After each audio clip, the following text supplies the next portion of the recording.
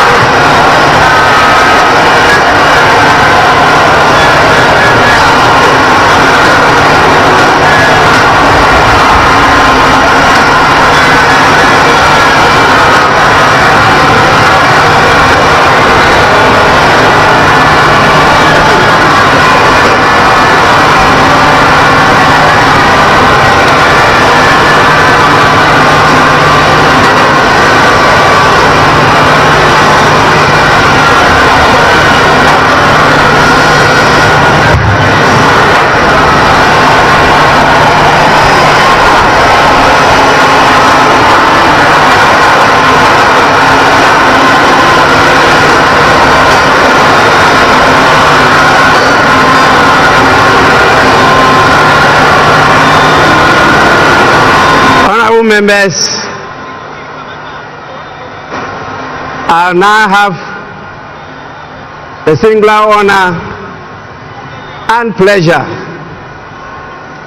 to invite Her Ladyship, the Chief Justice of the Republic of Ghana, to administer the oaths to the President-elect and the Vice President-elect.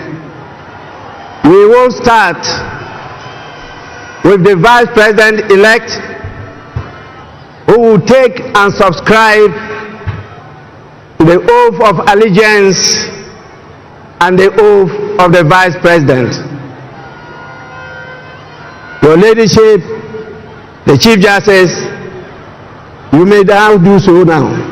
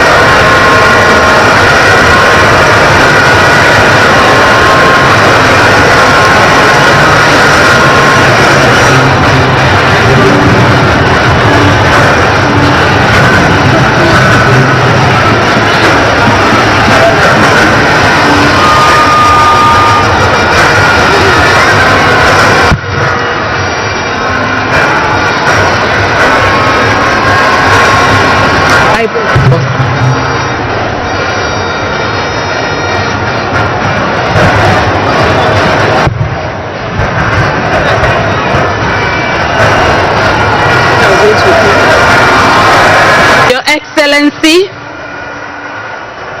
first the oath of allegiance. Kindly say after me. I, Professor Nana Jane Oboko Ajima, do in the name of the Almighty God swear do in the name of the Almighty God swear that I will bear true faith and allegiance that I will bear true faith and allegiance to the Republic of Ghana as by law established, that I will uphold the sovereignty and integrity of Ghana, and that I will preserve, protect, and defend the Constitution of the Republic of Ghana. So help me God.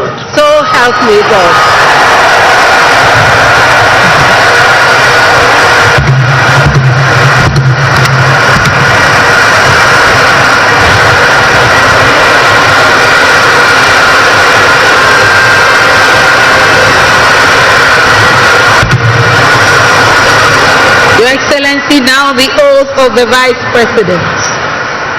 I, Professor Nana Jane Opoku Ajiman, having been elected to the office of Vice President of the Republic of Ghana, to the office of Vice President of the Republic of Ghana, do in the name of the Almighty God swear. Do in the name of the Almighty God swear That I will be faithful. That I will be faithful And true. To the Republic of Ghana. That I will at all times. Preserve. Protect. And defend. The Constitution of the Republic of Ghana. And I dedicate myself. To the service. And well-being. Of the people of the Republic of Ghana. And to do right. To all manner of persons. I further solemnly swear that should I at any time break this oath of office, I shall submit myself to the laws of the Republic of Ghana, and suffer the penalty for it. So help me God. Congratulations, Madam Vice President. Thank you. Lift your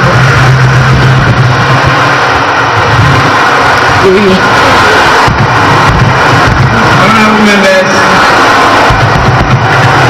the Vice President of the Republic of Ghana shall now sign the oath book.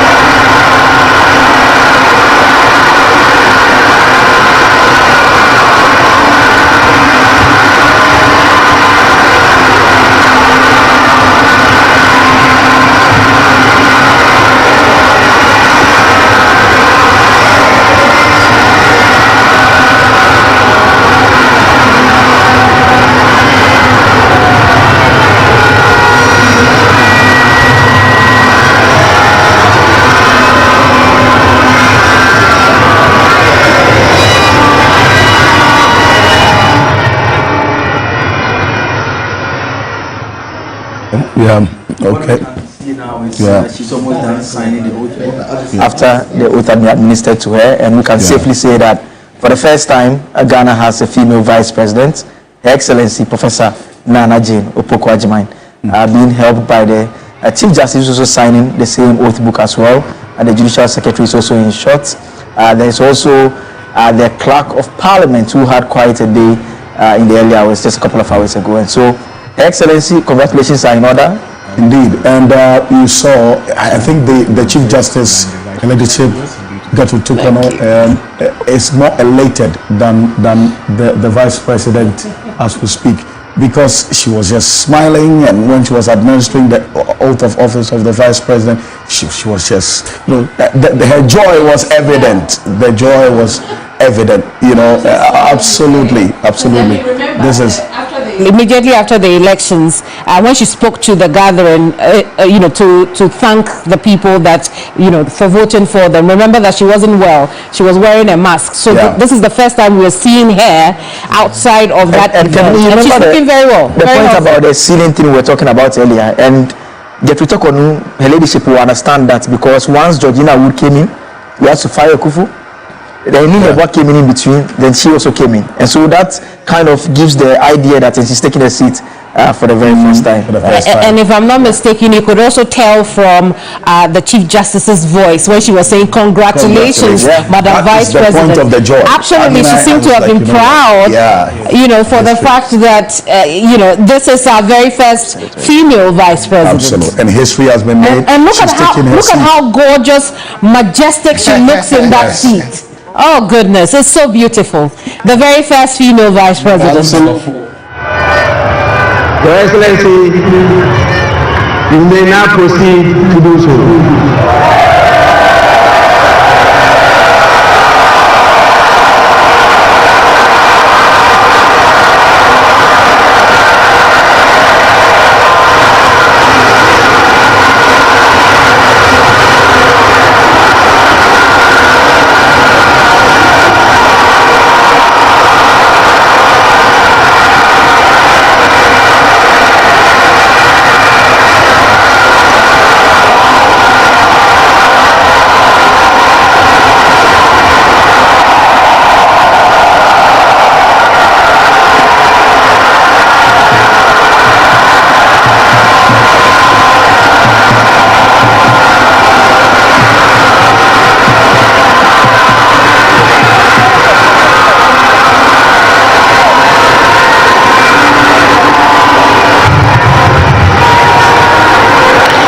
Your Excellency, kindly say after me. This is the oath of allegiance.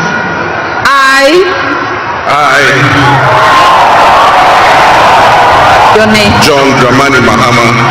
Do in the name of the Almighty God swear. Do in the name of the Almighty God swear. That I will bear true faith. That I will bear true faith. And allegiance. And allegiance. To the Republic of Ghana. To the Republic of Ghana. As by law established. As by law established. That I will uphold. And that I will uphold. The sovereignty. The sovereignty. And integrity. And integrity. Of Ghana. Of Ghana. And that I will preserve. And that I will preserve. Protect. Protect. And defend. And defend. The Constitution. The Constitution. Of the Republic of Ghana. Of the Republic of Ghana. So help me God. So help me God.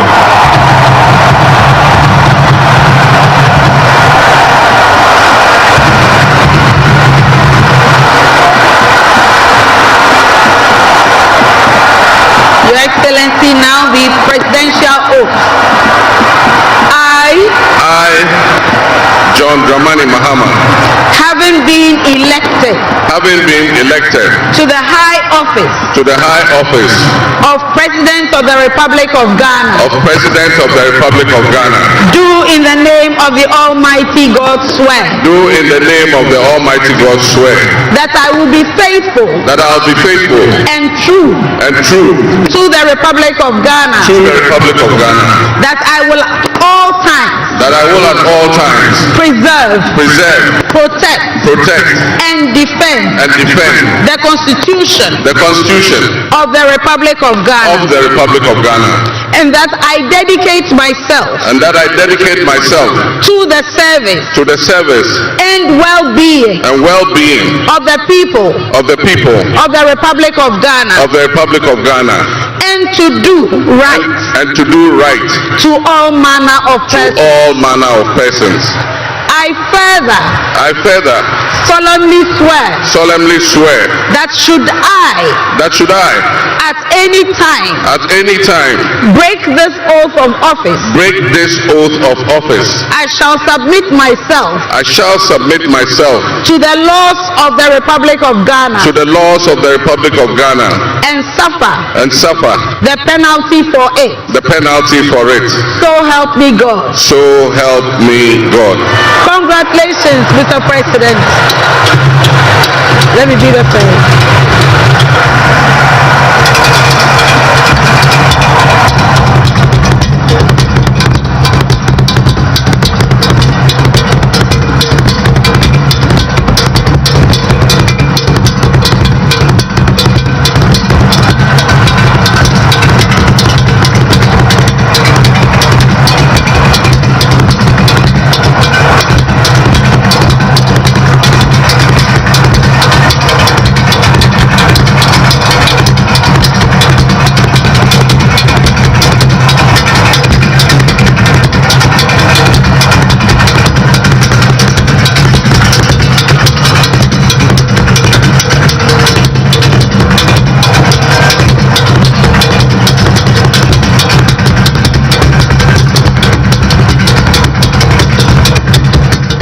What is happening now is that he's signing the oath book.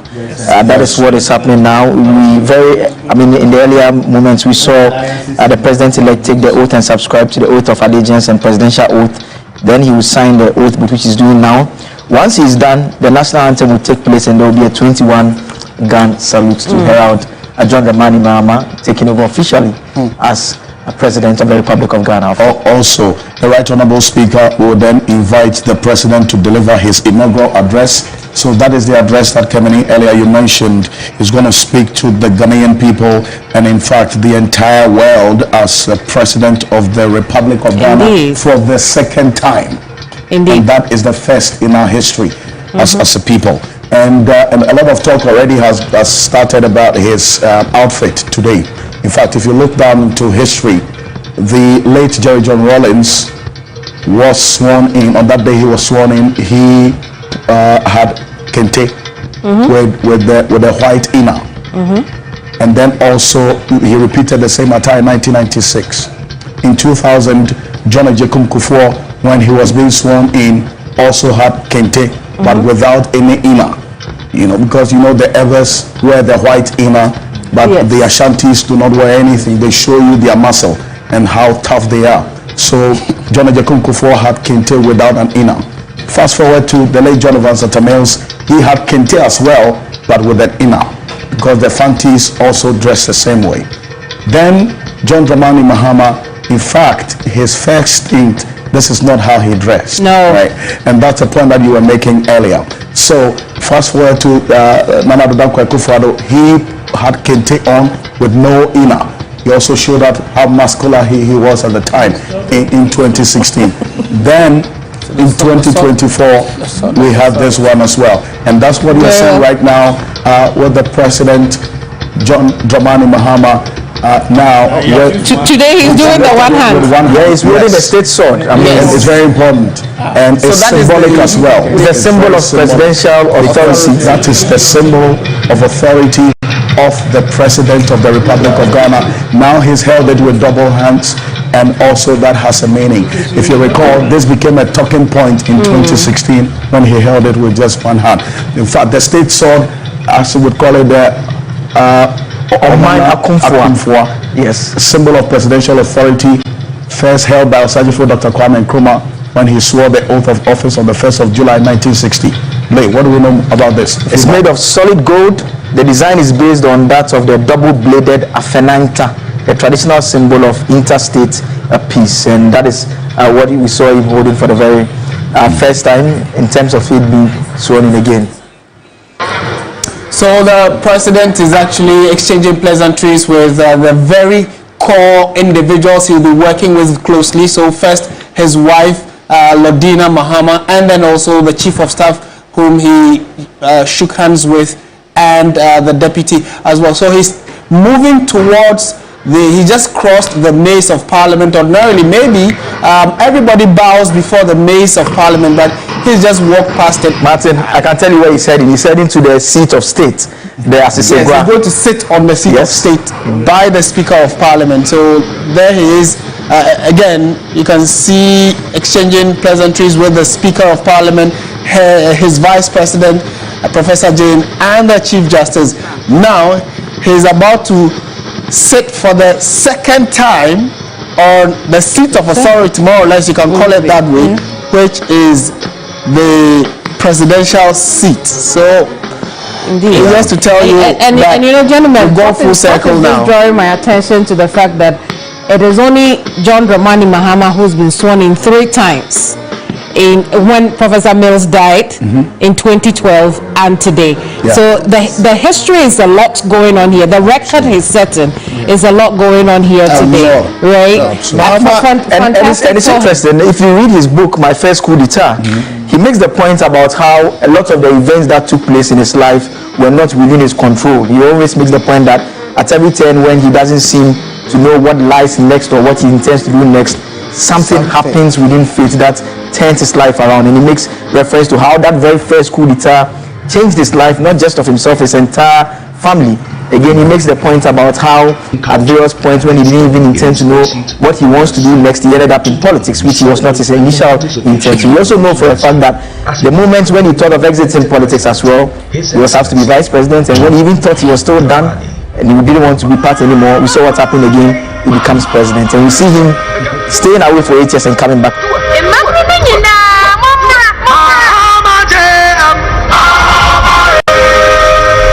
A true nation builder, committed to forging a brighter future for all Ghanaians. John Mahama embodies the pillars of leadership that our nation craves: trustworthiness, reliability, modesty, and above all, truthfulness.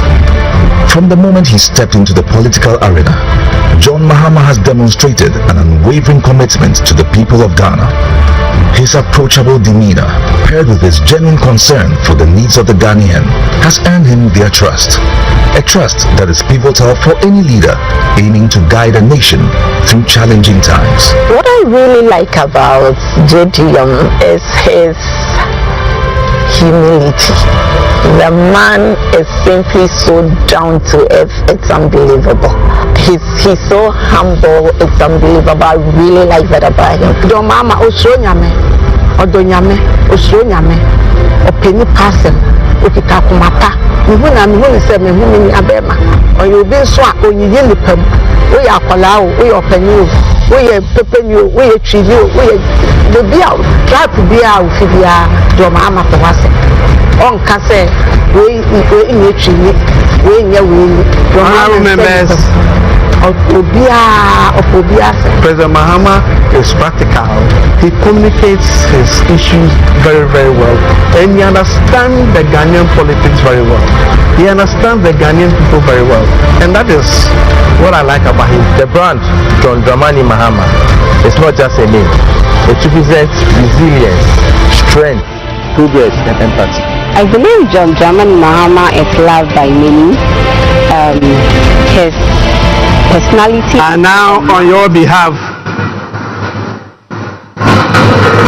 invite His Excellency, the President of the Republic of Ghana, to deliver his inaugural address. Your Excellency, you may now proceed to do so.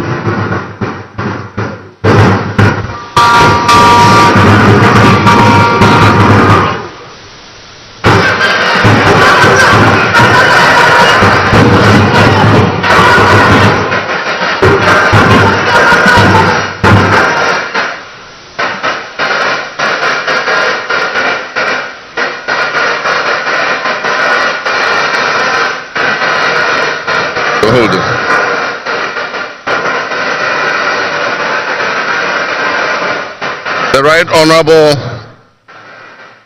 Speaker of Parliament, Honorable Members of Parliament,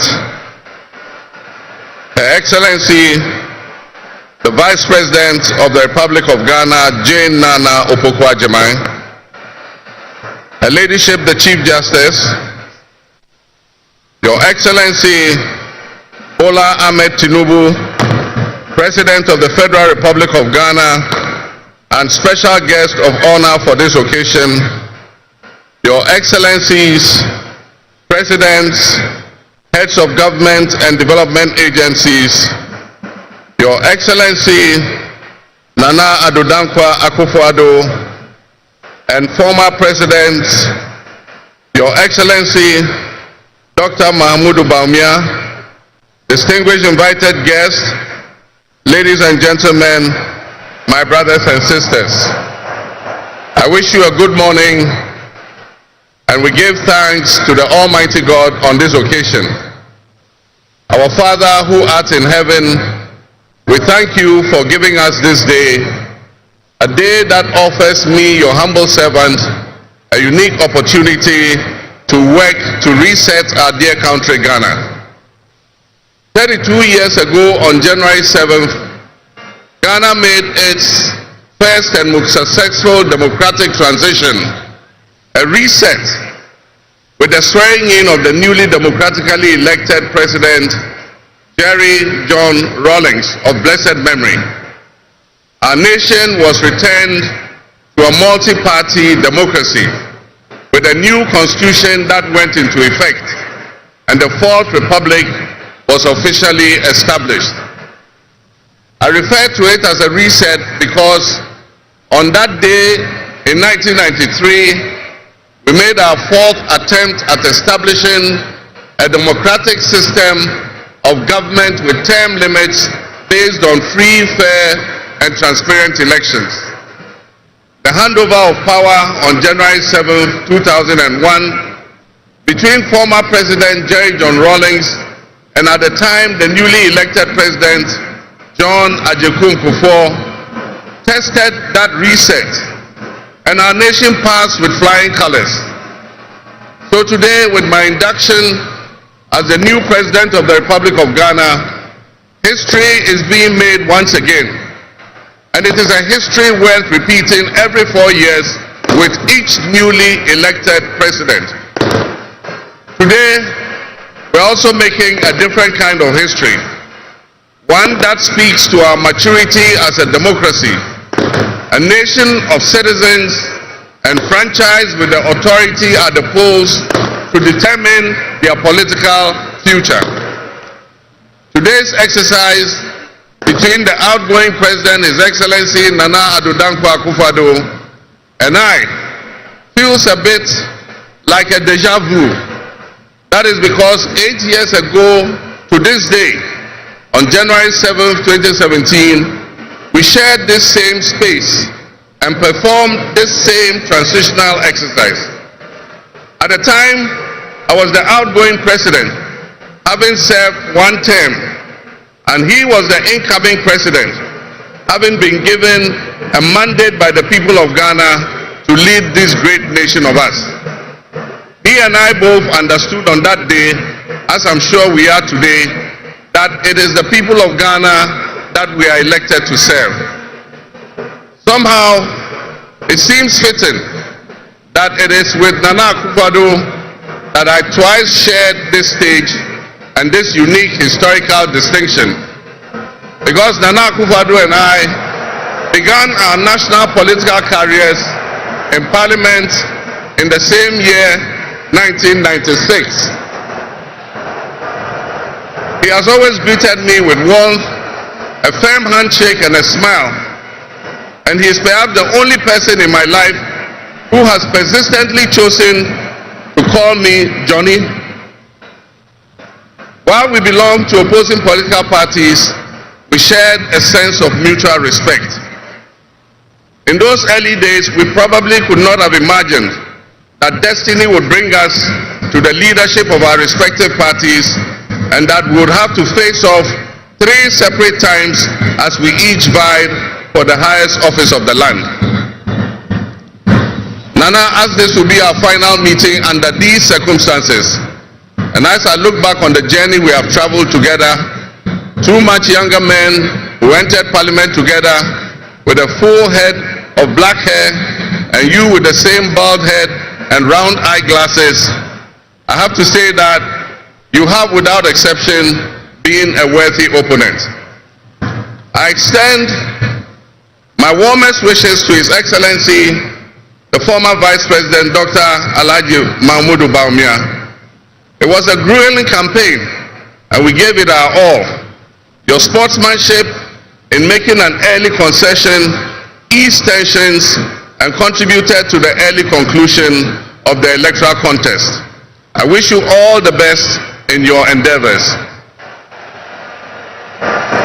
My brothers and sisters, the world in which Ghana exists today, as I begin this presidency, is not the same world in which we have lived under other presidencies. There are tensions and conflicts that have not previously existed between nations. These tensions and conflicts place pressure on alliances to decide where we will support.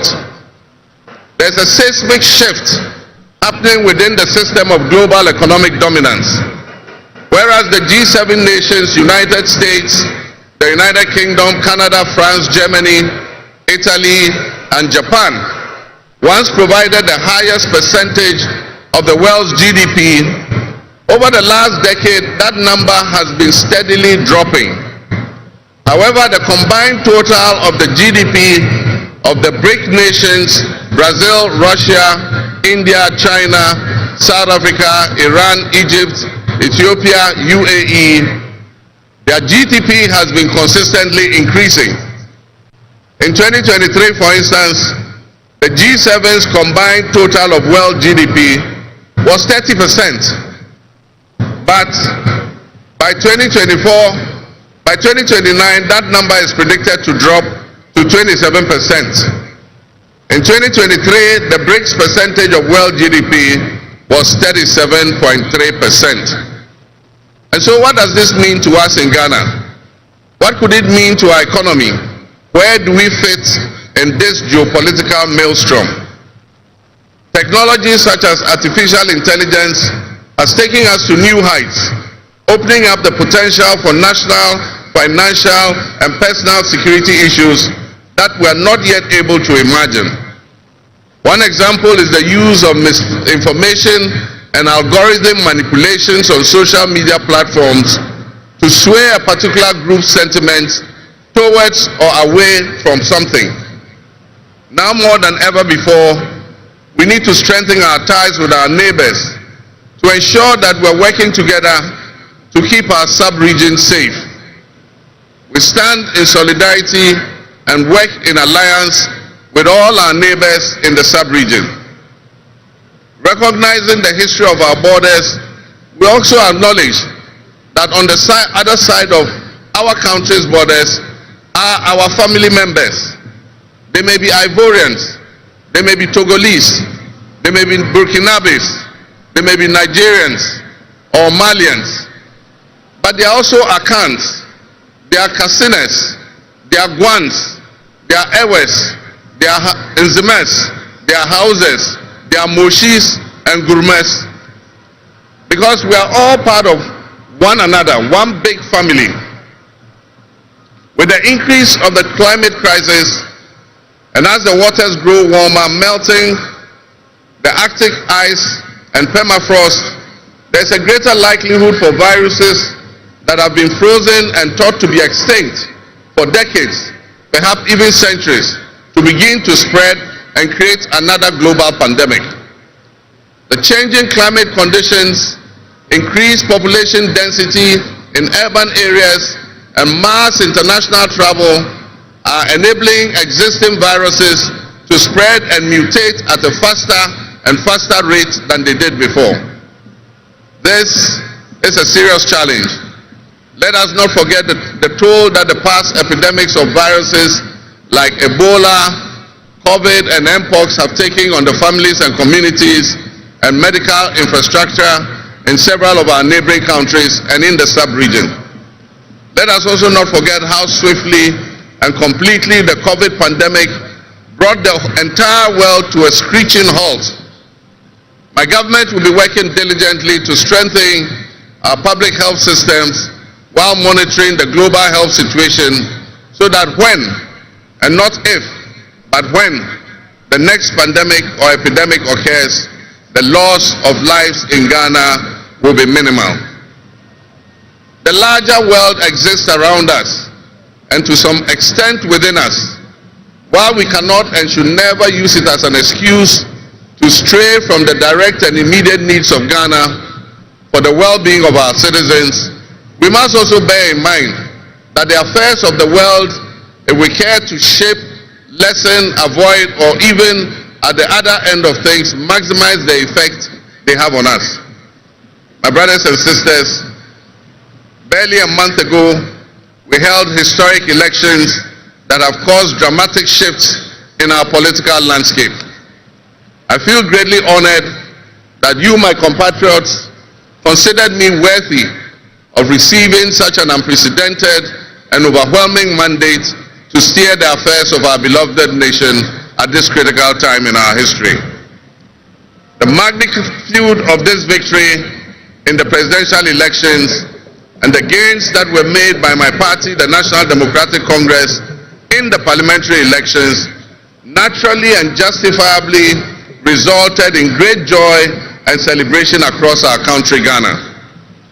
But celebrations, no matter how justified and how well earned, must be supplanted by discernment, sobriety, and deeper insights into why we received this kind of mandate in the first place. By voting as you did on December 7th, the Ghanaian people conveyed a powerful message, yet often overlooked by us politicians. This message was powerfully emphasized by a giant of American political history, President Ronald Reagan, when he declared at his inauguration some 40 years ago that governments have no power except that granted by the people. While Ghanaians take great pride in our thriving democracy, they are deeply dissatisfied with the quality of governance over the years and have openly voiced that dissatisfaction through the decisive actions that they undertake at the elections. Our people also understand that democracy is not just a token adorned with periodic elections followed by pomp and pageantry with the establishment of a new government. They expect that if democracy is celebrated as a superior means of governance, then its outcomes must be more tangible and benefit them in their individual lives. Any honest introspection and reflection on the pulse of our nation would reveal that many within our population do not feel that they have benefited from or partaking in this democratic dividend. Where people buffeted by severe economic crisis and hardships, and in the last few years we have lurched from crisis to crisis. But there is hope on the horizon. Today should mark the beginning of a new opportunity, an opportunity for us to make a difference in our governance and our economic management. We shall reset our dear nation, Ghana.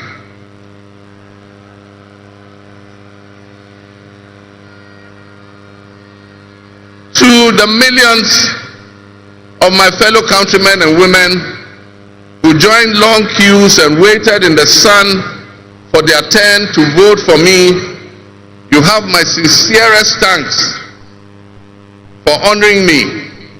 My firm, immutable assurance is that your vote will matter in the work that I'll do to make a difference in the destiny of this dear nation of ours. Your courage to bring change will not go in vain. Our nation was born with much promise. That promise would seem hazy and in doubt now because of all that has happened in the past. But I urge you, my fellow countrymen, not to be sucked into a state of perpetual pessimism. For some time, our country has urgently needed leadership with an unwavering desire to get things done. I with all humility assent that I intend to be that leader with your cooperation and your help. As your next leader, I shall strive to exercise sound judgment and be able to make the right calls at the right time. I will have the humility and presence of mind to take responsibility for any challenges and be willing to act firmly and timeously to resolve the challenges that we face as a nation. Since the elections, I have read and heard the word hope used many times in relation to my presidency and what it should offer the citizens of Ghana. I intend to speak plainly and clearly to you today, and every time I address you subsequently, I intend to always tell you the truth. The circumstances we find ourselves in are indeed dire, but even so, I'll be decisive and swift in my actions. We'll focus our initial efforts on 4 critical areas. The first is economic restoration and stabilization of the macroeconomic environment. The second is the improvement of the business and investment environment to ensure that Ghana is once again open for business. The third is governance and constitutional reforms. And the final, but not the least, is accountability and the fight against corruption.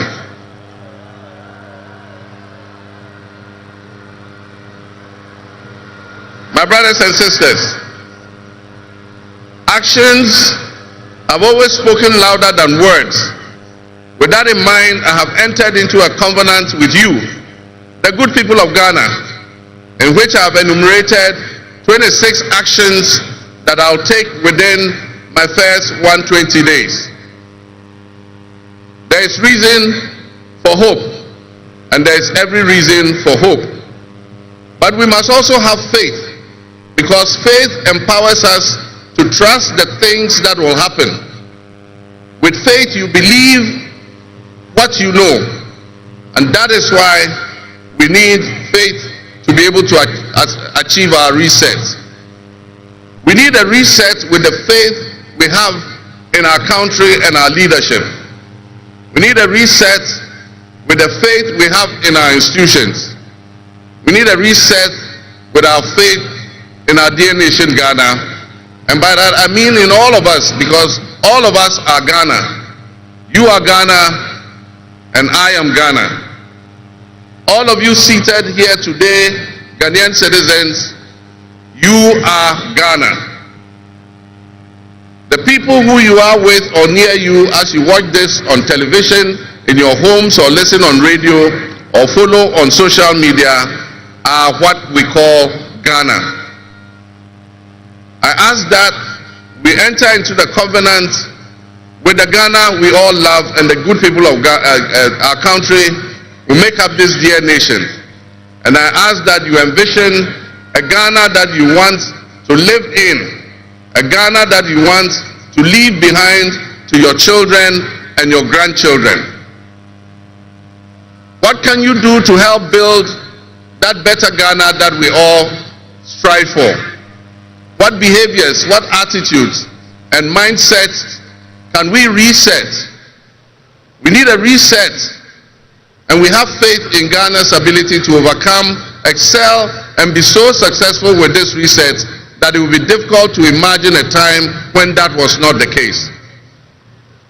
As we stand at this momentous crossroads in our nation's history, I am honored and humbled to accept the mantle of the President of the Republic of Ghana. Today we celebrate a new administration and herald an unprecedented era of opportunity and transformation. With Nana Jane Opoku-Agyeman by my side, we are poised to embark on a journey of progress and inclusivity, united in our vision for a more prosperous Ghana. This day is particularly special for us and for every Ghanaian who dreams of a society where barriers are shattered and ambitions are realized. With the inauguration of Ghana's first female vice president, we have turned a significant page in our history. Nana Jane's ascension to the high office is not merely a personal triumph. It symbolizes our collective commitment to fostering a nation where gender equality and female representation are cherished and amplified.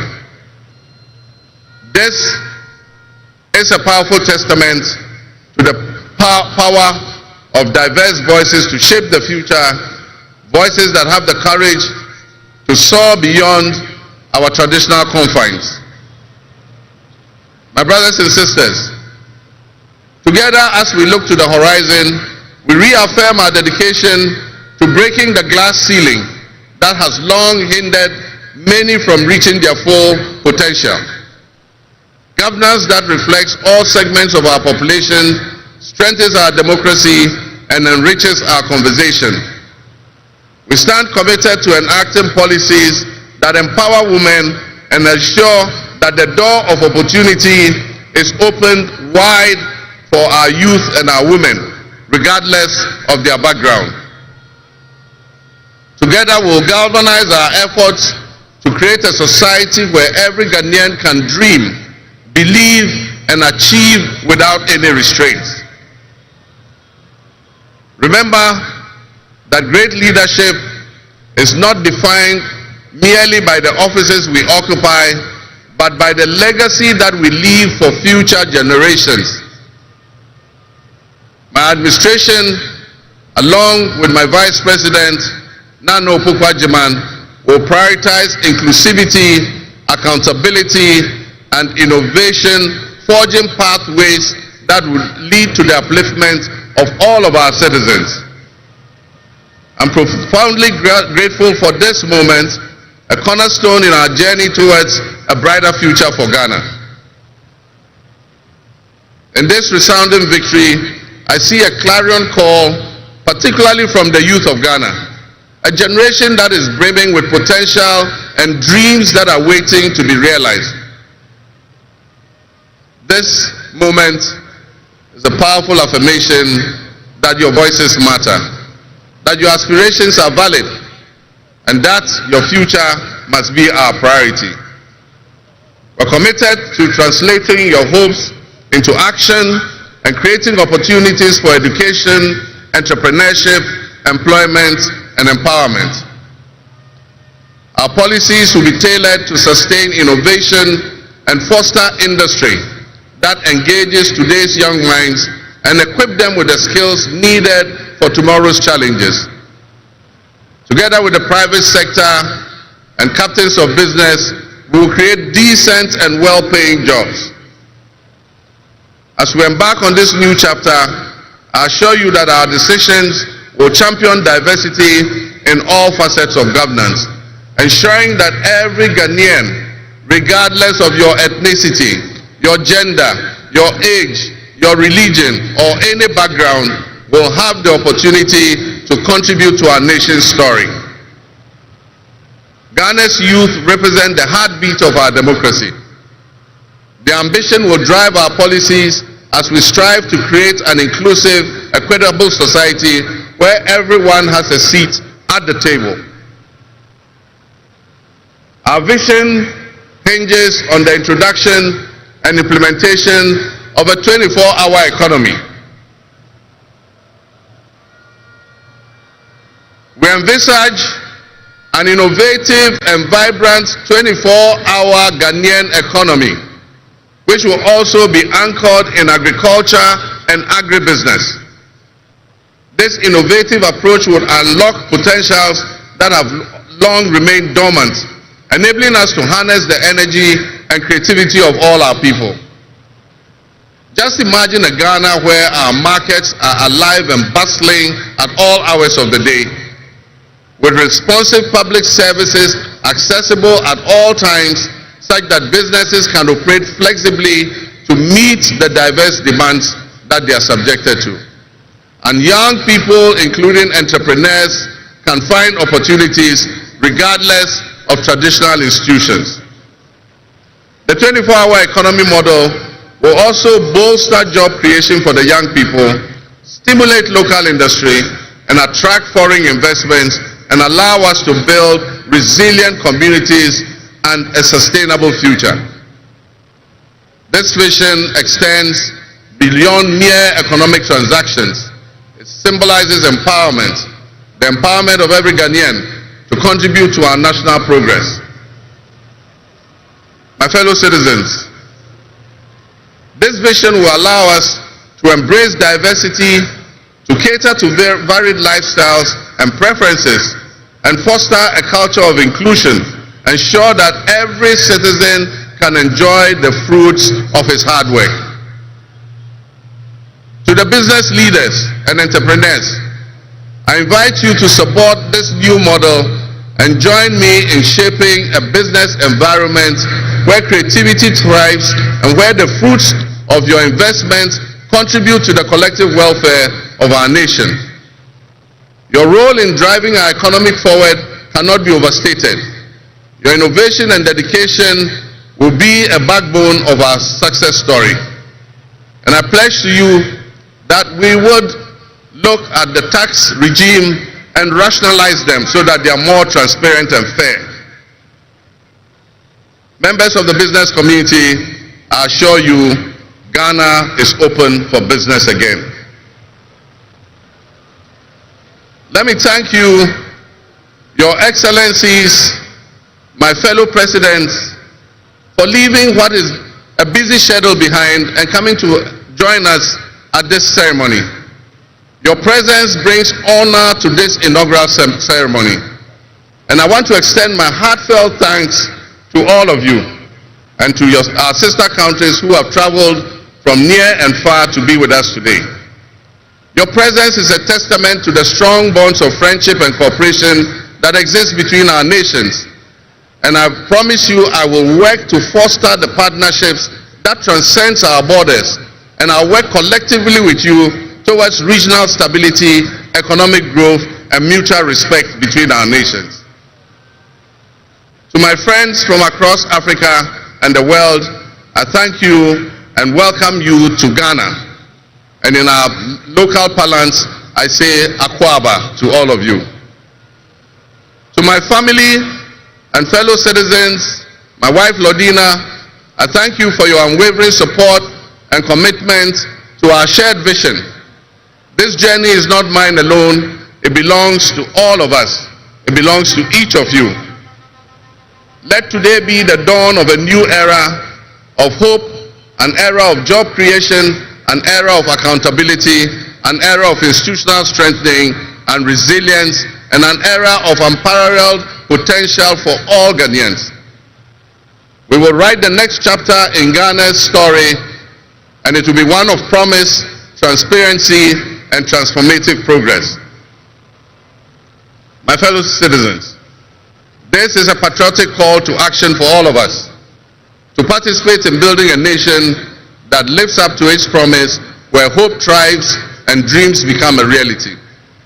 Together, let us cultivate a brighter future for our beloved Ghana, where unity, progress, and equality are not just ideals we aspire to, but are the very fabric of our nation. In closing, I invite you to partner with us on this journey. Together, we can create a brighter future for our beloved Ghana, where unity, progress, and equality are not simply goals we are aiming for, but are the cornerstone of our society. Let's work hand in hand to foster these values and strengthen our nation for everyone. My fellow citizens, our invited guests, I thank you very much. May God bless our homeland Ghana and make our nation great and strong. I thank you.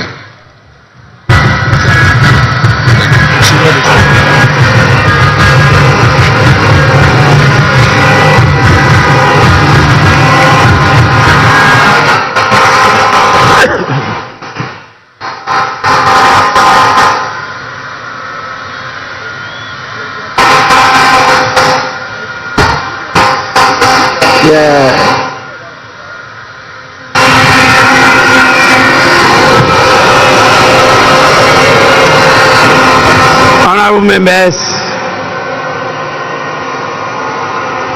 on your behalf, I convey the gratitude of the House to His Excellency, the President of the Republic of Ghana, for his address. Your Excellency, the House is extremely grateful to you.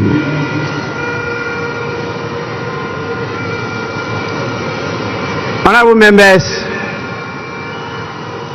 may now we have the presence of our special guest of honor in the distinguished personality of His Excellency Bola Ahmed Tinubu, the President of the Republic of the Federal, I should say the Federal Republic of Nigeria. It is my honor to now invite him to deliver his address. Your Excellency, you are welcome to do so now.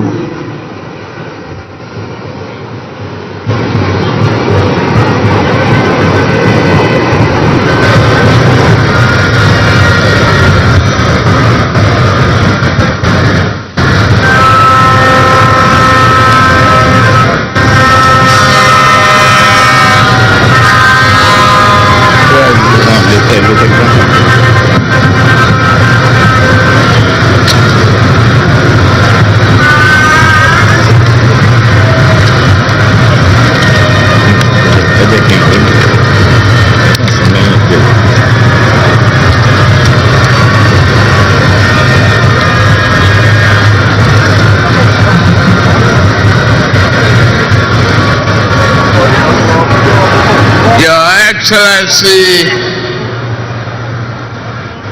President of the Republic of Ghana, Head of State and Government here present, Right Honorable Speaker and Members of Parliament of Ghana, members of the diplomatic corps, eminent personalities here present, distinguished ladies and gentlemen.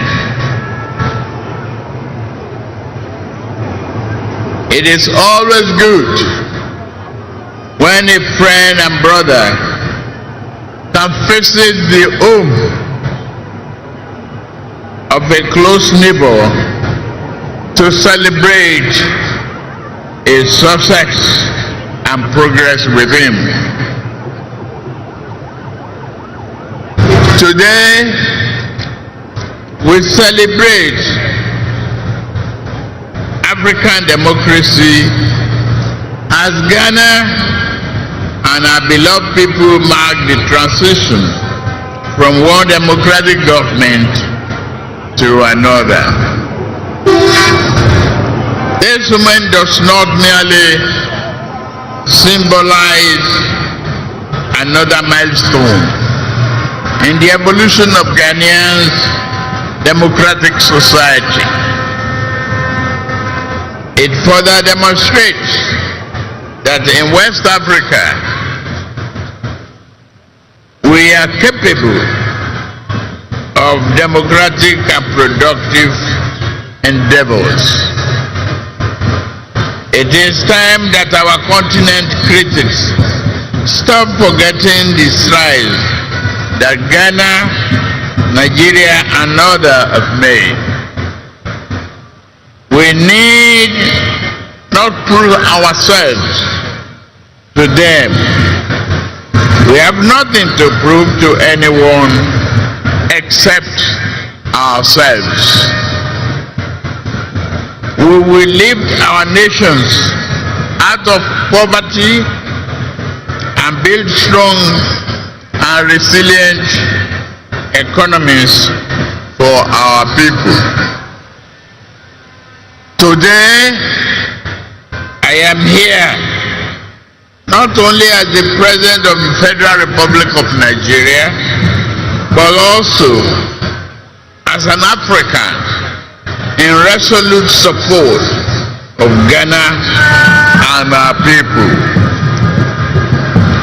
This moment is a source of pride and honor for Ghanaians, the entire continent, and its diaspora. The sun is out and the sky may be blue, but I see today a black star rising high in African sky.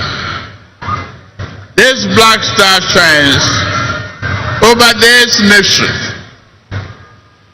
and its rays spread across this continent with a sense of shared history, hope, compassion, unity, devotion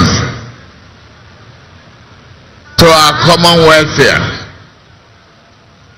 While others may seek to demean Africa and keep brothers pitted against brothers, that shining star reminds us of who we are. Better yet, it reminds us of who we can be.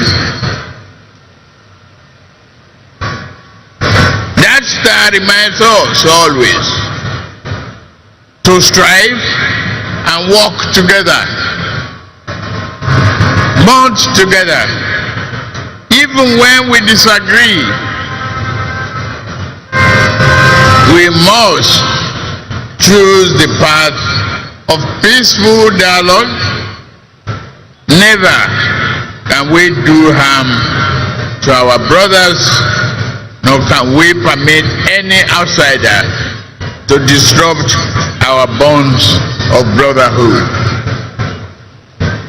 The spirit of Ghana, the first Republic President, Osagebo Dr. Kwame Nkrumah, is here present today, lifting that star higher and higher. Just as Ghana draws inspiration and a well of strength from Kwame Nkrumah and many of his past leaders, Nigeria similarly draws inspirations from its founding fathers, who not only fought for our independence but also cherished the close relationship between our two nations. May we always walk in the way and in the spirit of these enlightened leaders.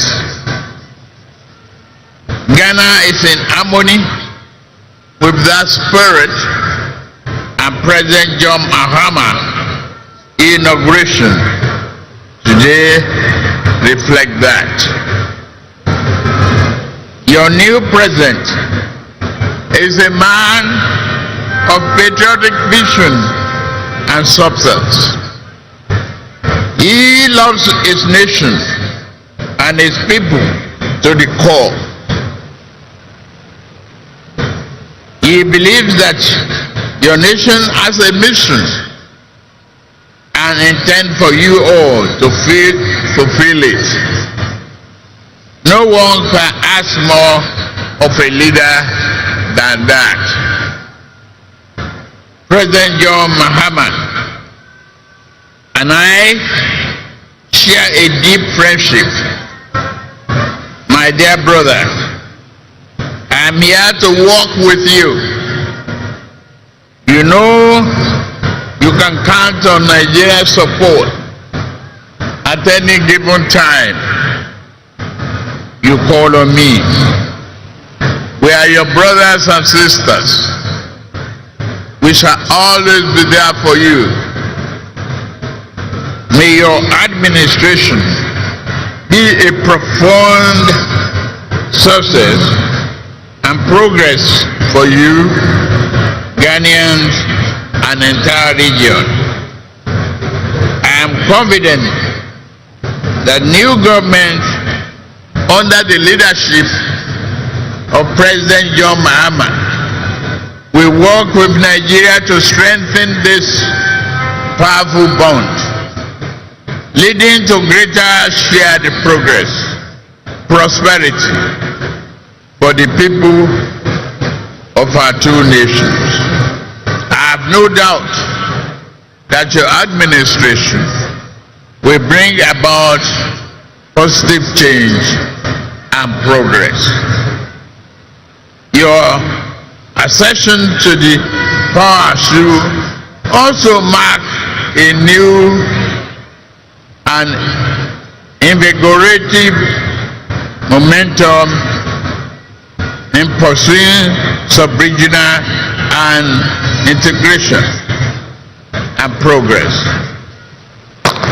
With laser focus, we can tackle our people's most pressing problem of poverty, youth unemployment, instability, insurgency, and many other problems hampering our desired progress.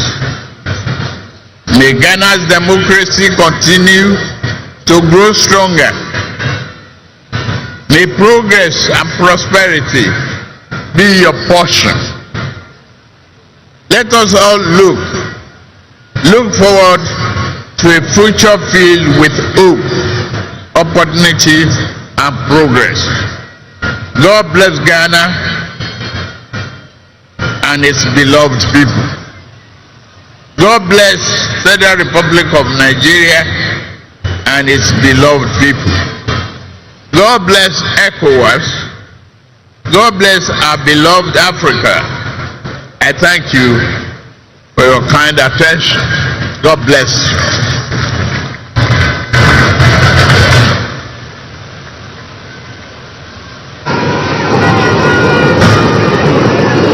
Honorable members,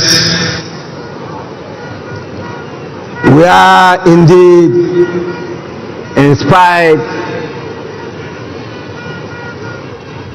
by the warm words of His Excellency, the President of the Federal Republic of Nigeria.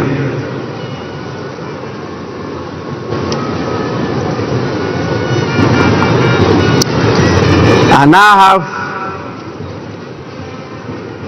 the honor to, on your behalf, invite the visiting heads of state and former presidents to congratulate the President of the Republic of Ghana.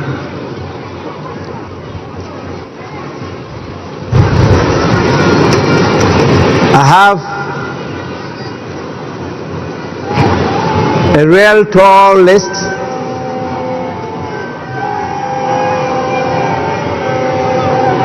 It is my hope and prayer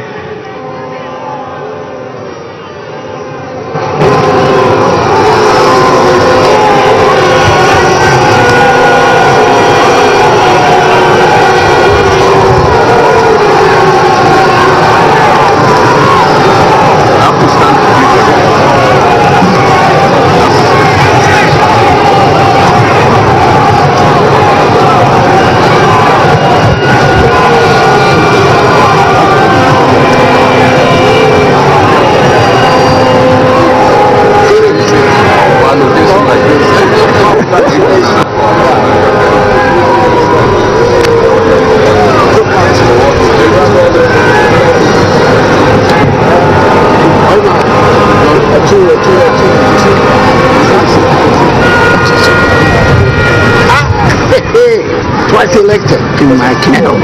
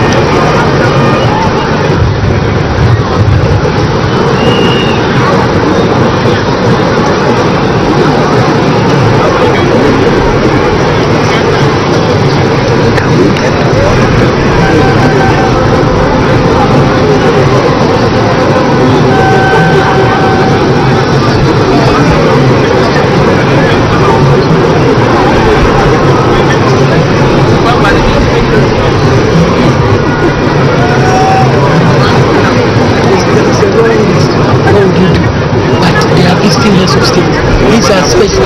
Yes, special people. We have to.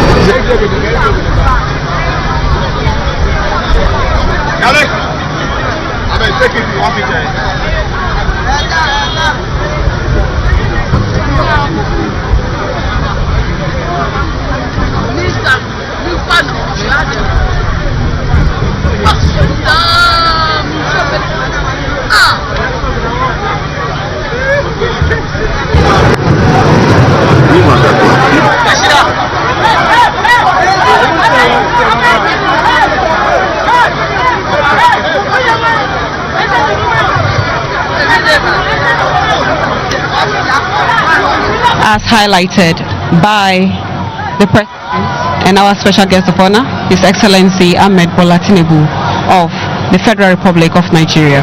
Now what else? What is the next on the agenda? Because very soon we will witness... Honorable members,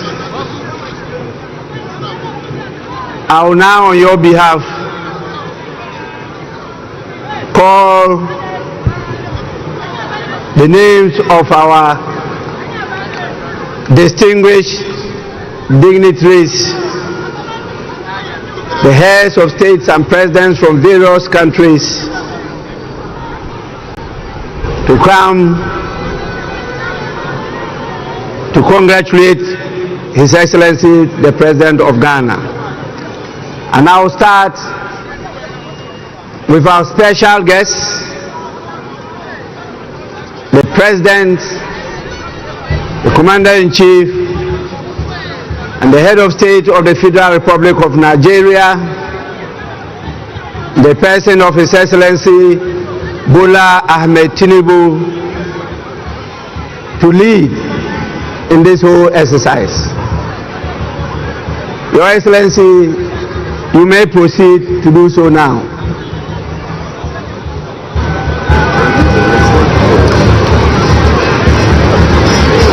Immediately after him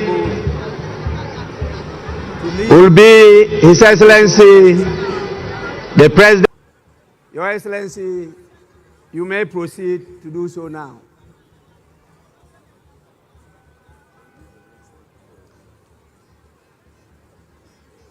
Immediately after him will be His Excellency the President of the Republic of Rwanda, His Excellency Paul Kagame.